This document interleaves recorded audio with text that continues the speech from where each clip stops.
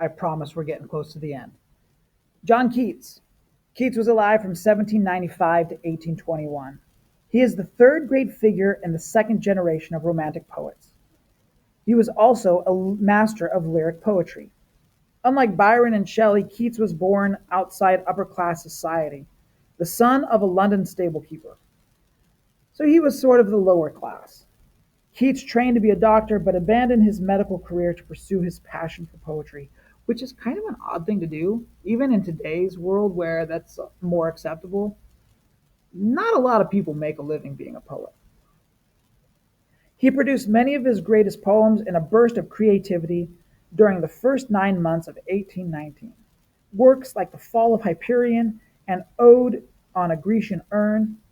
In many of these poems, Keats tried to reconcile the eternal, and therefore almost inhuman beauty of art with the realities of human suffering. How can we have such beautiful art and such sad, depressing suffering?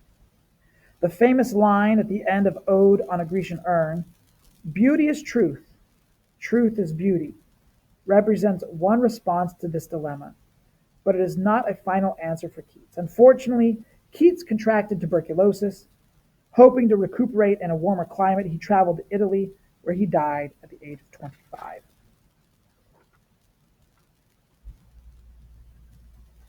Poetry was the dominant literary form during the Romantic Age, but many significant prose works also appeared, mainly in the form of essays and novels. This was a dry period for drama. Only two theaters were licensed to produce plays, and they tended to feature popular spectacles rather than serious plays.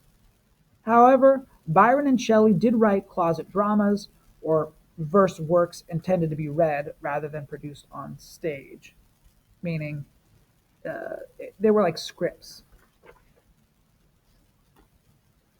All right, now we're getting somewhere. Mary Shelley.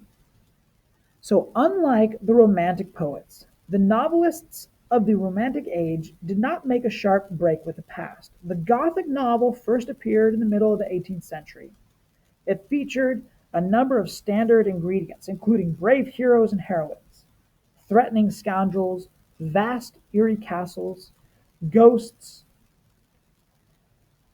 The fascination of the Romantics with mystery and the supernatural made such novels quite popular during the Romantic Age. One of the most successful was Frankenstein, or the modern Prometheus. And just to be clear, that is the official title of the book, Frankenstein or the Modern Prometheus. It was written by Percy Bisbee Shelley's wife, Mary Wollstonecraft, who, once she married, became Mary Wollstonecraft Shelley. All right, finishing up here with Romantic period novels. The Romantic novel of manners continued in the tradition of earlier writers by turning a satirical eye on British customs. The most highly regarded writer of novels of manners was Jane Austen. She lived from 1775 to 1817. She, of course, wrote Sense and Sensibility and Pride and Prejudice, some of her most famous works. Her incisive portrayals of character and her social satire are more reflective of the classical sensibility of the 18th century than of the notions of the new Romantic age. So, very quickly, to summarize, the Romantic period was a revolt against industrialization.